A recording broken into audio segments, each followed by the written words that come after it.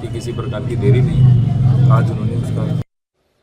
और आइए अब आपको बताते हैं कि एसआई की टीम ने जो सर्वे किया और जिन ठिकानों की बारीकी से पड़ताल की, जिन कूपों की बारीकी से पड़ताल की, उन कूपों के नाम क्या हैं? चतुर्मुख ब्रह्मकूप, अमृतकूप, अशोक कूप, सप्तसागर कूप, बलिकूप, धर्मकूप, ऋषिकेश कूप, परासर कूप, अकर्म मोचन कूप, धरणी बाराह कूप, भद्रका आश्रम तीर्थ, स्वर्गदीप तीर्थ, सतीमठ, चक्रपाणी तीर्थ, प्राचीन कूप स्थित एक रात वाली मस्जिद के पास और प्राचीन कूप स्थित जामा मस्जिद परिसर के पास, प्राचीन कूप स्थित बाल विद्या मंदिर के सामने, प्राचीन कूप स्थित न्यारियों वाली मस्जिद के पास, प्राचीन कूप स्थित गद्दियों वाला मोहल्ला, प्राचीन कूप स्थित सेठों वाली गली, प्राचीन कूप स्थित एजेंटी चौराहे के पास, प्राचीन मंदिर और कूप स्थित मोहल्ला खग्गूसराय, प्राचीन तीर्थ शमशान मंदिर आर्य कोल्ड स्टोरेज के पास।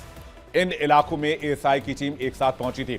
इस सर्वे को लेकर संभल में मंदिर के पुजारी शशिकांत शुक्ला क्या कहते हैं, वो भी आपको सुनवाते हैं। ये टीम आई थी आज जांच अधिकारियों की, और वो आकर देखभाल कर सब चीजें अपने जो भी उनको नमूना लेना था, कुछ भी जो भी करना था वो करके चले गए। हाँ, फोटो खींचे हुए का वो भी देखेगा, हटवाया है। आज वो रखा था ना गेट उसको, तो वो भी हटवाया है। और देखिएगा जो भी टीम थी, मुझे कुछ ज्यादा जानकारी तो नहीं आए थे, वो उन्होंने सबको देखभाल के ऊपर चढ़ के सबको देख के फिर चले गए। वहीं संभल में एएसआई की तरफ से किए गए सर्वे को लेकर बीजेपी और विश्व हिंदू परिषद की तरफ से रिएक्शन भी सामने आया है। पार्टी नेता यासिर जिलानी और वीएचपी प्रवक्ता विनोद बंसल क्या कह रहे हैं, आपको सुनवाते हैं।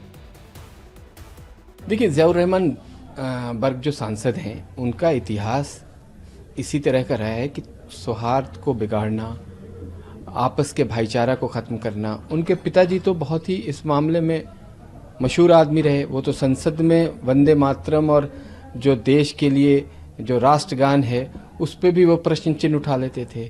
तो उनका काम ही है कि अपने आप को कंट्रोवर्शियल चीज़ों में इन्वॉल्व करके रखना। अब बिजली की चोरी करी है तो बिजली की चोरी अगर पकड़ी जाएगी तो आपको जुर्माना तो देना पड़ेगा। ये तो भारत के किसी भी स्टेट में कोई भी आदमी अगर किसी चीज़ को इस्तेमाल करके चोरी करता है या दादागिरी करके उसके बदले जो चार्जेस देने होते हैं वो नहीं देता है, तो ये अपराध है और अपराध के खिलाफ तो कार्रवाई होती है। और हमारे मुख्यमंत्री जी अपराधियों को बख्शते नहीं हैं, उनको एक समय देते हैं।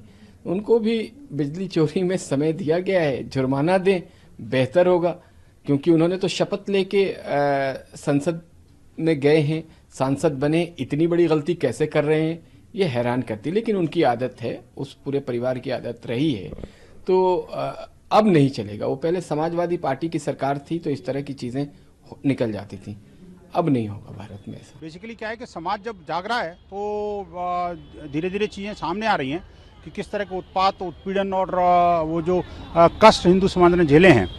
अभी समाज को पता लग रहा है कि आखिरकार अभी हमारे पास एक अनुकूल सरकार, शासन, प्रशासन है जो हमारी बात को सुन भी सकता है। अभी तक तो ये था कि अतिवादियों के साथ, आतंकवादियों के साथ, या जो कहना चाहिए कि भी देश विरोधी और हिंदुद्रोही लोगों के साथ में सरकारें खड़ी होती थी। तो इसलिए समाज जो है वो किसी तरह से एक तो पलायन को मजबूर था, दूसरी तरफ ये कि वो अपनी जो क्लेम, जो राइटफुल क्लेम्स हैं उनको भी फॉरगिव करना सीख गया था। अब नहीं होने वाला। मुझे लगता है कि अब जितने भी मंदिर हैं, जहाँ पर भी हैं, उनको डीक्लेम करने का काम इन इस्लामिक आतताइयों को शुरू कर देना चाहिए। ये समाज ढूंढ रहा है और आप देखिए कि अपने आराध्य देव की जो स्वयं प्रकट हो रहे हैं उसको कोई रोक थोड़ी सकता है। जिस तरह से पुलिस को लोगों को उकसाने का जिम्मेदार बताया जा रहा था वो अधूरा सच था। पूरा सच तो यह है कि वजूखाने को लेकर अफवाह फैलाई गई और उसके बाद लोगों को भड़काया गया। इसके बाद लोग वहां पर जमा हुए और फिर जो हुआ उसने न केवल संभल को बल्कि यूपी को और पूरे देश को शर्मसार कर दिया, जिसे ना कभी संभल भूल पाएगा, ना यूपी भूल पाएगा और ना ही कभी देश भूल पाएगा। हालांकि इस हिंसा के बाद जिस तरह से विपक्ष ने सरकार को घेरना शुरू किया और एक के बाद एक आरोप सरकार पर लगाए, उसने सियासी मुद्दे पर पुलिस के आरोपों के कटघरे में लाकर खड़ा कर दिया। खासकर यहां के सांसद ज़ियाउर रहमान बर्क ने तो सीधे सीधे पुलिस पर गोली चलाने और जान लेने का आरोप लगा दिया। लेकिन धीरे धीरे एक एक साजिश की परत खुल रही है, परत दर परत सच बाहर आ रहे हैं। बिजली चोरी से लेकर अवैध अतिक्रमण तक उन्होंने यानी कि वहां के सांसद साहब ने कहां कहां हाथ पैर फैला रखे थे। ये सच्चाई अब सामने आ रही है, तस्वीरें भी आपके सामने हैं, जो ये बताने के लिए काफी है कि उजले दामन में दाग छिपाने की छिछली कोशिश की जा रही है, ताकि सरकार का ध्यान अपनी कारगुजारियों से हटाकर उसके महकमे की तरफ शिफ्ट किया जा सके। संभल सांसद जियाउर रहमान बर्क पिछले कई दिनों से विवादों में घिरे हुए हैं।